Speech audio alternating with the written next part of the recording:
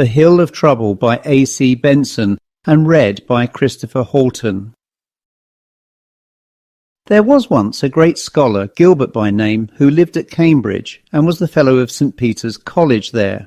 He was still young, and yet he had made himself a name for learning and still more for wisdom, which is a different thing, though the two are often confused. Gilbert was a slender, spare man, but well-knit and well-proportioned. He loved to wear old scholarly garments, but he had that sort of grace in wearing them that made him appear better apparelled than most men in new clothes.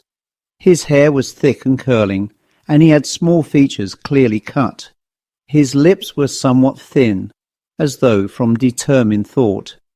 He carried his eyes a little wrinkled up, as though to spare them from the light, but he had a gracious look which he turned on those with whom he spoke, and when he opened his eyes upon you they were large and clear, as though charged with dreams, and he had a very sweet smile, trustful and gentle, that seemed to take any that spoke with him straight to his heart, and made him many friends. He had the look rather of a courtier than of a priest, and he was merry and cheerful in discourse, so that you might be long with him, and not know him to be learned. It may be said that he had no enemies, though he did not conceal his beliefs and thoughts, but stated them so courteously, and with such deference to opposite views, that he drew men insensibly to his side. It was thought by many that he ought to go into the world and make a great name for himself, but he loved the quiet college life, the familiar talk with those he knew. He loved the great plenty of books and the discourse of simple and wise men. He loved the fresh bright hours of solitary work, the shady college garden with its butts and meadows bordered by ancient walls. He loved to sit at meat in the cool and spacious hall, and he loved too the dark high-roofed college church, and his own canopied stall with the service books in due order, the low music of the organ, and the sweet singing of the choir. He was not rich, but his fellowship gave him all that he desired, together with a certain seemly dignity of life that he truly valued, so that his heart was very full of a simple happiness from day to day, and he thought that he would be more than content to live out his life in the peaceful college that he loved so well. But he was ambitious too. He was writing a great book full of holy learning, and he had of late somewhat withdrawn himself from the life of the college. He sat longer at his studies, and he was seen less often in other colleges. 10 years he gave himself to finish his task, and he thought that it would bring him renown. But that was only a far-off dream, gilding his studies with a kind of peaceful glory, and indeed he loved the doing of his work better than any reward he might get for it. One summer he felt he wanted some change of life. The sultry Cambridge air, so dry and low, seemed to him to be heavy and lifeless.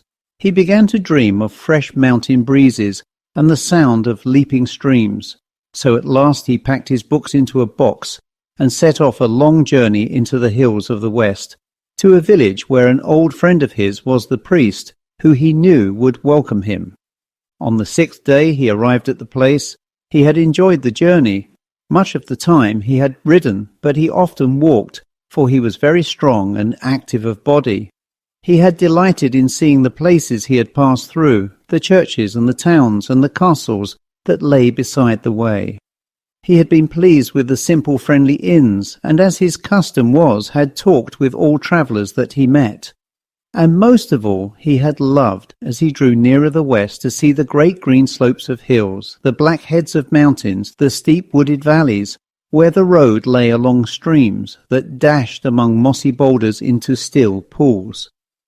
At last he came to the village which he sought, which lay with its grey church and low stone houses by a bridge in a deep valley. The vicarage lay a little apart in a pleasant garden, and his friend the vicar had made him greatly welcome. The vicar was an old man and somewhat infirm, but he loved the quiet life of the country and knew all the joys and sorrows of his simple flock. A large chamber was set apart for Gilbert, who ranged his books on a great table and prepared for much quiet work. The window of the chamber looked down the valley, which was very still. There was no pattering of feet in the road, as there was at Cambridge. The only sounds were the crying of cocks or the bleating of sheep from the hill pastures, the sound of the wind in the woods, and the falling of water from the hills. So Gilbert was well content. For the first few days he was somewhat restless. He explored the valley in all directions. The vicar could not walk much, and only crept to and fro in the town or to church.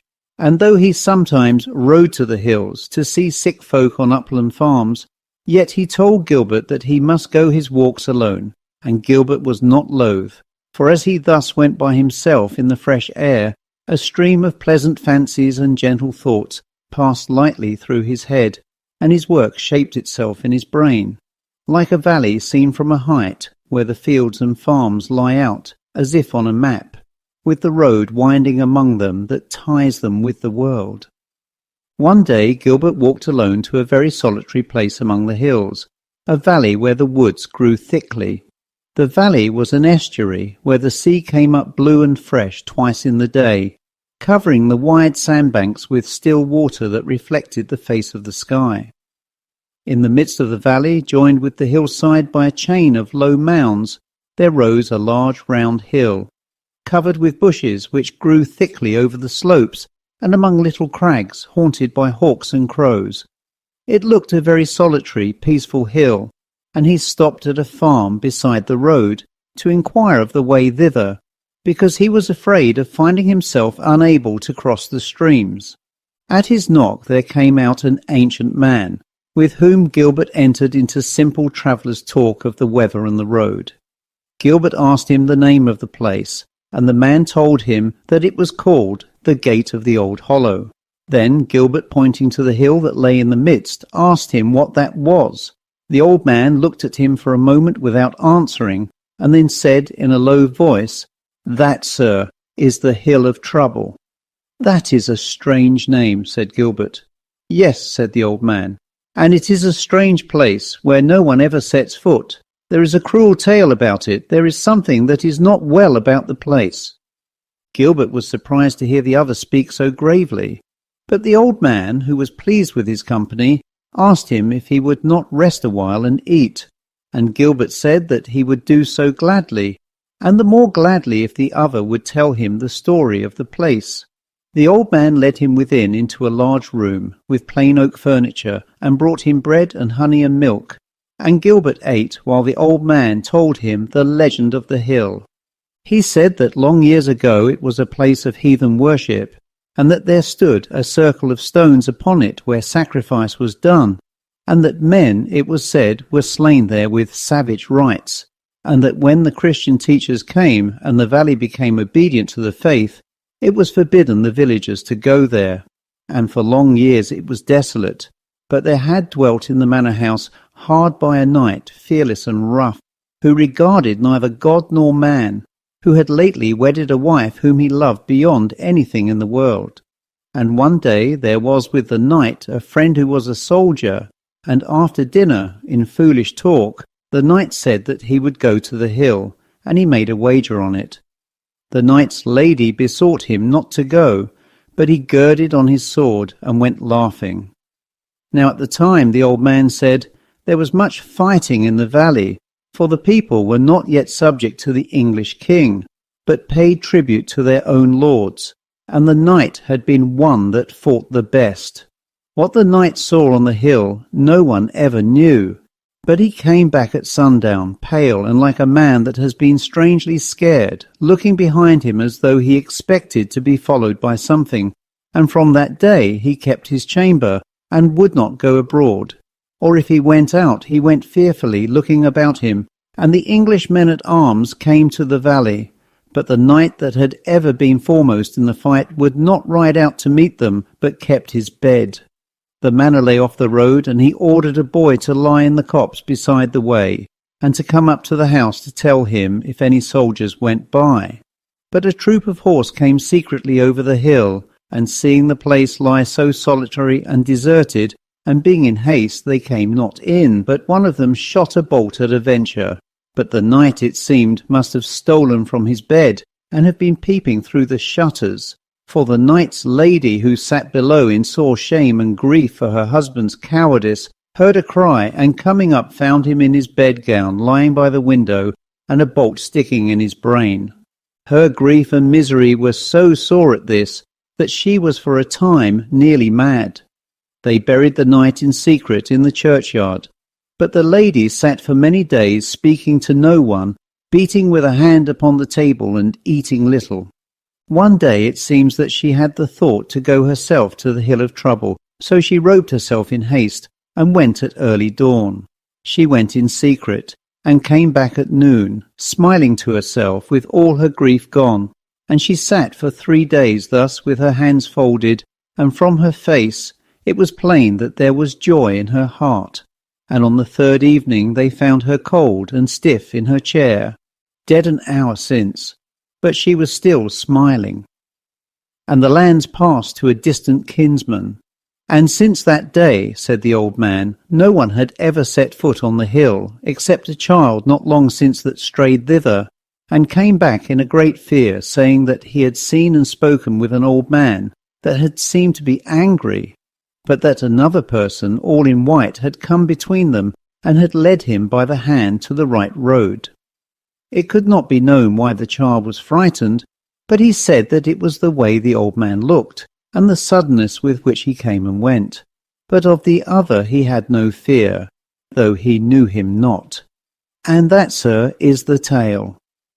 Gilbert was very much astonished at the tale, and though he was not credulous, the story dwelt strongly in his mind. It was now too late to visit the hill, even if he had wished, and he could not have so vexed the old man as to visit it from his house. He stood for a while at the gate looking down at it. It was hot and still in the valley. The tide was out and the warm air quivered over the sandbanks, but the hill had a stillness of its own, as though it guarded a secret, and lay looking out towards the sea.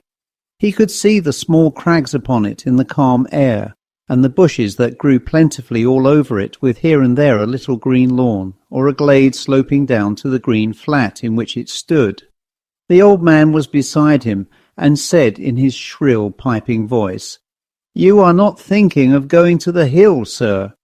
"Not now, at all events," said Gilbert, smiling. But the old man said, "Ah, sir, you will not go. There are other things in this world of ours, beside the hills and woods and farms. It would be strange if that were all. The spirits of the dead walk at noonday in the places they have loved. And I have thought that the souls of those who have done wickedness are sometimes bound to a place where they might have done good things, and while they are vexed at all the evil their hands have wrought, they are drawn by a kind of evil habit to do what they chose to do on earth. Perhaps those who are faithful can resist them, but it is ill to tempt them." Gilbert was surprised at this wise talk from so simple a man, and he said, "How is it that these thoughts come into your mind?" "Oh, sir," said the other, "I am old and live much alone, and these are some of the thoughts that come into my head as I go about my work, but who sends them to me I cannot tell." Then Gilbert said farewell, and would have paid for his meal, but the old man courteously refused, and said that it was a pleasure to see a stranger in that lonely place, and that it made him think more kindly of the world to talk so simply with one who was, he was sure, so great a gentleman. Gilbert smiled and said he was only a simple scholar, and then he went back to the vicarage house. He told the vicar of his adventure, and the vicar said he had heard of the hill, and that there was something strange in the dread which the place inspired. Then Gilbert said half impatiently that it was a pity that people were so ridden by needless superstition, and made fears for themselves when there was so much in the world that it was well to fear. But the old vicar shook his head. "They are children, it is true," he said, "but children, I often think, are nearer to heaven than ourselves, and perhaps have glimpses of things that it is harder for us to see as we get older and more dull." But Gilbert made up his mind as they talked that he would see the place for himself, and that night he dreamed of wandering over lonely places with a fear upon him of he knew not what. And waking very early after a restless night, and seeing the day freshly risen, and the dewy brightness of the valley, he put on his clothes in haste, and taking with him a slice of bread from the table, he set out blithely for the hill, with an eagerness of spirit that he had been used to feel as a child. He avoided the farm and took a track that seemed to lead into the valley, which led him up and down through little nooks and pastures, till he came to the base of the hill.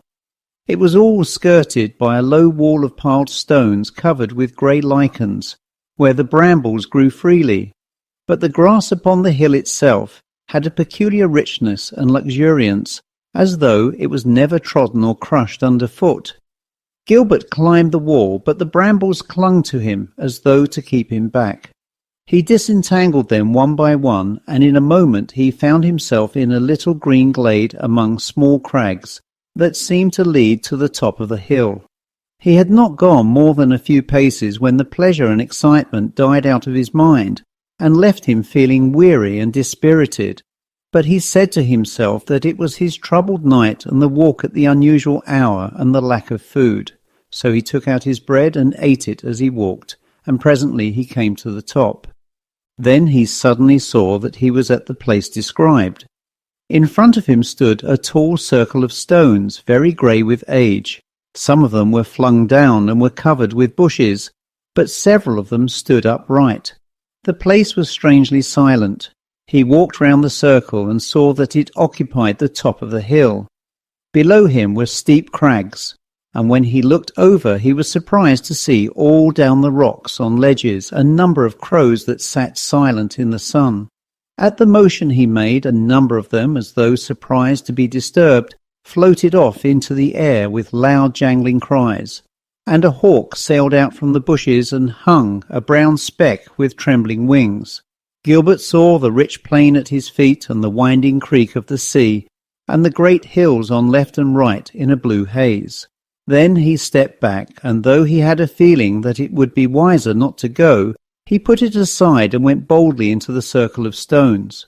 He stood there for a moment, and then, feeling very weary, sat down on the turf, leaning his back against a stone. Then came upon him a great drowsiness. He was haunted by a sense that it was not well to sleep there, and that the dreaming mind was an ill defence against the powers of the air. Yet he put the thought aside with a certain shame, and fell asleep.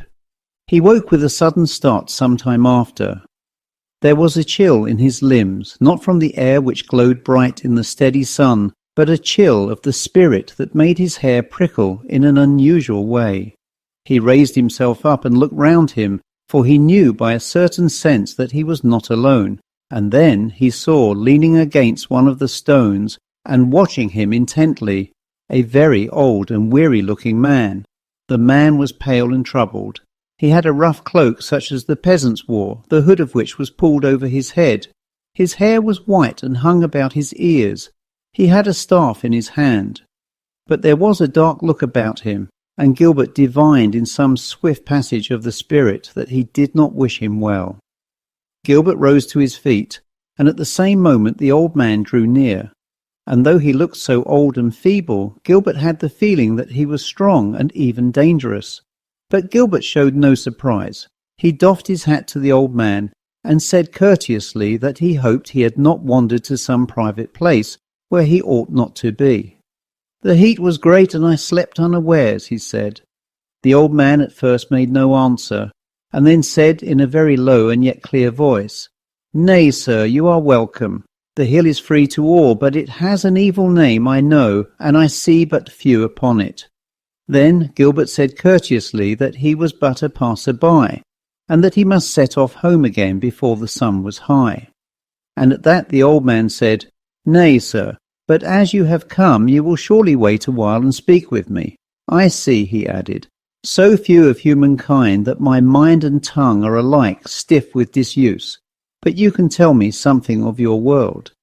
And I," he added, "can tell you something of mine." Then there came suddenly on Gilbert a great fear, and he looked round on the tall stones of the circle that seemed to be like a prison. Then he said, "I am but a simple scholar from Cambridge, and my knowledge of the world is but small. We work," he said, "we write and read, we talk and eat together, and sometimes we pray." The old man looked at him with a sudden look, under his brows as he said the words. And then he said, "So, sir, you are a priest, and your faith is a strong one and avails much. But there is a text about the strong man armed, who is overcome of the stronger. And though the faith you teach is like a fort in an enemy's country, in which men may dwell safely, yet there is a land outside, and a fort cannot always hold its own." He said this in so evil and menacing a tone that Gilbert said, "Come, sir, these are wild words. Would you speak scorn of the faith that is the light of God and the victory that overcometh?" Then the old man said, "Nay, I respect the faith and fear it even," he added in a secret tone, "but I have grown up in a different belief, and the old is better. And this also is a little stronghold which holds its own in the midst of foes. But I would not be disputing," he added, and then with a smile, "Nay, sir, I know what is in your mind. You like not this place, and you are right. It is not fit for you to set your holy feet in, but it is mine yet, and so you must even accept the hospitality of the place. You shall look thrice in my glass, and see if you like what you shall see." And he held out to Gilbert a small black shining thing. Gilbert would have wished to refuse it, but his courtesy bade him take it, and indeed he did not know if he could have refused the old man, who looked so sternly upon him. So he took it in his hand. It was a black polished stone like a sphere, and it was very cold to the touch, so cold that he would fain have thrown it down, but he dared not. So he said with such spirit as he could muster, "And what shall I see beside the stone? It seems a fair and curious jewel. I cannot give it a name." "Nay," said the old man sharply, "it is not the stone is naught, but it hides a mystery. You shall see it in the stone." And Gilbert said, "And what shall I see in the stone?" And the old man said, "What shall be?" So Gilbert looked upon the stone. The sun shone upon it in a bright point of light, and for an instant he saw nothing but the gleaming sides of the ball. But in a moment there came upon him a dizziness like that which comes upon a man who, walking on a hilltop, finds himself on the edge of a precipice. He seemed to look into a great depth, into the dark places of the earth, but in the depth there hung a mist like a curtain.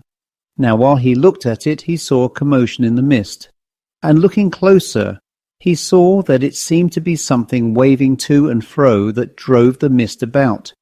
And presently he saw the two arms of a man, and then the mist parted, and he saw the figure of a man standing and waving with his arms, like a man who would fan smoke aside, and the smoke fled from the waving arms and rolled away, and the man stepped aside. Then Gilbert looked beyond, and he saw a room with a low ceiling and a mullioned window, and he knew it at once for his room in St. Peter's College. There were books on the table, and he saw what seemed like himself, risen to his feet as though at a sound. And then he saw the door open, and a man come in who made an obeisance, and the two seemed to talk together. And presently Gilbert saw the other man pull something from a cloth and put it in his own hands. And the figure of himself seemed to draw near the window to look at the thing. And though it was all very small and distant, yet Gilbert could see that he held in his hands a little figure that seemed a statue. And then the mist rolled in again, and all was hid. He came to himself like a man out of a dream. He had been so intent on what appeared, and he saw the hilltop and the circle of stones, and the old man who stood watching him with a secret smile upon his face. Then Gilbert made as though he would give the stone back. But before he could speak, the old man pointed to the stone again, and Gilbert looked again and saw the deep place and the cloud, and the man part the cloud. Then he saw within a garden, and he knew it at once to be the garden of St. Peter's. It seemed to be summer, for the trees were in leaf. He saw himself stand, carrying something in his hand, and looking at a place in the garden wall. There was something on the wall, a patch of white, but he could not see what it was, and beneath it there stood a small group of men in scholar's dress, who looked upon the wall, but he could not see their faces. But one whom he recognized as the master of the college stood with a stick in his hand and pointed to the white patch on the wall, and then something seemed to run by, a cat or dog, and all at once the cloud flowed in over the picture, and again he came to himself and saw the hilltop and the stones, and the old man who had drawn a little nearer and looked at him with a strange smile. And again he pointed to the stone, and Gilbert looked again and saw the cloud work very swiftly and part, and the man who swept the clouds off came forth for an instant, and then was lost to view. And Gilbert saw a very dark place, with something long and white that glimmered faintly lying in the midst, and he bent down to look at it, but could not discern what it was. Then he saw in the darkness which surrounded the glimmering thing some small threads of dusky white, and some small round things, and he looked at them long, and presently discerned that the round things were pebbles, and that the white threads were like the roots of trees. And then he perceived that he was looking into the earth, and then with a sickly chill of fear he saw that the long and glimmering thing was indeed the body of a man, wrapped in grave clothes from head to foot. And he could now distinguish, for it grew more distinct, the sides of a coffin about it, and some worms that moved to and fro in their dark burrows. But the corpse seemed to shine with a faint light of its own, and then he could see the wasted feet and the thin legs and arms of the body within. The hands were folded over the breast, and then he looked at the face, and he saw his own face, only greatly sunk and fallen, with a bandage that tied up the chin and leaden eyes. And then the clouds swept in upon it, and he came to himself like a drowning man, and saw that he was in the same place, and his first thought was a thrill of joy to know that he was alive. But then he groaned aloud, and he saw the old man stand beside him with a very terrible look upon his face, holding out his hand for the stone in silence. So Gilbert gave him back the stone, and then with a fierce anger said, "Why have you shown me this? For this is the trickery of hell." And the old man looked at him very sternly and said, "Why then did you come to this place? You were not called hither, and they that pry must be punished. A man who pulls open the door which leads from the present into the future must not be vexed if he sees the truth. And now, sir," he added very angrily, "depart hence in haste. You have seen what you have seen." So Gilbert went slowly from the circle, and very heavily, and as he stepped outside he looked back, but there was nothing there but the turf and the grey stones. Gilbert went slowly down the hill with a shadow upon him, like a man who has passed through a sudden danger, or who has had a sudden glimpse into the dark realities of life. But the whole experience was so strange and dreamlike, so apart from the wholesome current of his life, that his fears troubled him less than he had supposed. Still a kind of hatred for the quiet valley began to creep over him, and he found himself sitting long over his books, looking down among the hills, and making no progress. If he was not silent when in company with the old vicar, it was because he made a strong effort, and because his courtesy came to his assistance. Indeed, the old vicar thought that he had never known Gilbert so tender or thoughtful as he had been in the last week of his visit. The truth was that it was an effort to Gilbert to talk about himself, and he therefore drew the old priest on to talk about the details of his own life and work.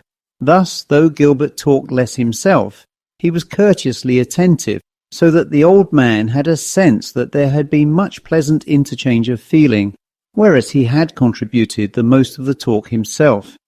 Gilbert, too, found a great comfort in the offices of the church in these days, and prayed much that whatever should befall him, he might learn to rest in the mighty will of God for himself, whatever that will might be.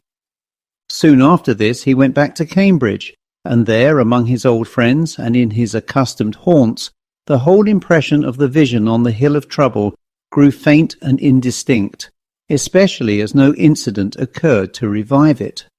He threw himself into his work, and the book grew under his hands, and he seemed to be more eager to fill his hours than before, and avoided solitary meditation. Some 3 years after the date of his vision, there was announced to him by letter the advent of a great scholar to Cambridge, who had read one of Gilbert's books, and was desirous to be introduced to him. Gilbert was sitting one day in his rooms after a happy quiet morning, when the porter came to the door, and announced the scholar.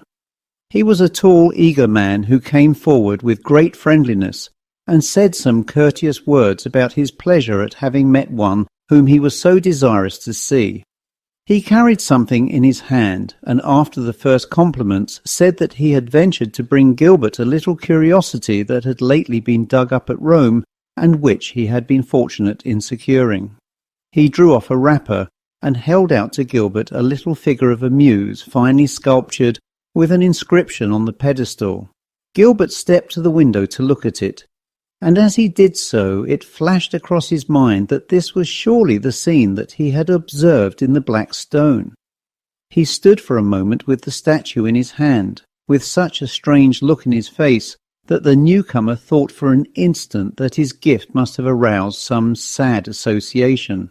But Gilbert recovered himself in a moment, and resolutely put the thought out of his mind, praised the statue, and thereupon entered into easy talk.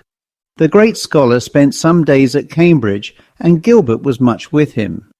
They talked of learned matters together, but the great scholar said afterwards that though Gilbert was a man of high genius and of great insight into learning, yet he felt in talking with him as though he had some further and deeper preoccupation of thought.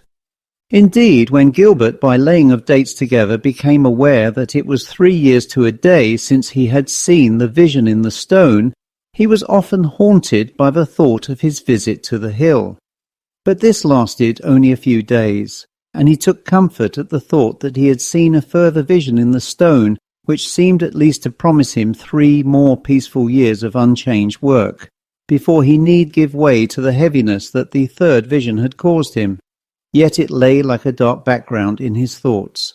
He kept very much to his work after this event, and became graver and sterner in face, so that his friends thought that his application to study was harmful. But when they spoke of it to Gilbert, he used to say laughingly that nothing but work made life worthy, and that he was making haste. And indeed the great book grew so fast that he was within sight of the end. He had many wrestles within himself about this time as to the goodness and providence of God. He argued to himself that he had been led very tenderly beside the waters of comfort, that he had served God as faithfully as he could, and indeed he had little to reproach himself with, though he began to blame himself for living a life that pleased him, and for not going about more in the world, helping weak brethren along the way, as the Lord Christ had done. Yet again he said to himself that the great doctors and fathers of the Church had deemed it praiseworthy that a man should devote all the power of his brain to making the divine oracle clear, and that the Apostle Paul had spoken of a great diversity of gifts which could be used faithfully in the service of Christ. Still he reflected that the truest glimpse into the unknown that he had ever received, for he doubted no longer of the truth of the vision, had come to him from one that was, he thought, outside the mercies of God, an unhallowed soul, shut off by his own will and by his wickedness from the fold, and this was a sore burden to him. At last the book was done, and he went with it to a friend he had at Oxford, a mighty scholar, to talk over some difficult passages. The opinion of the scholar had been cordial and encouraging. He had said that the book was a very great and sound work, useful for doctrine and exhortation, and that many men had given their whole lives to work without achieving such a result. Gilbert had some of the happiness which comes to one who has completed a lengthy task, and though the time drew nigh at which he might expect a further fulfilment of the vision, he was so filled with gratitude at the thought of the great work he had done that there was little fear or expectation in his mind. He returned one summer afternoon to Cambridge, and the porter told him that the master and several of the fellows were in the garden and would fain see him on his arrival. So Gilbert, carrying a little bundle which contained his precious book, went out there at once.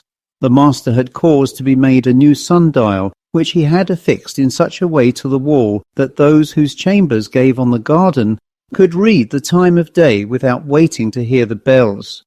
When Gilbert came out, he saw the little group of fellows standing by the wall, while the master with a staff pointed out the legend on the dial, which said that the only hours it told were the hours of sunshine.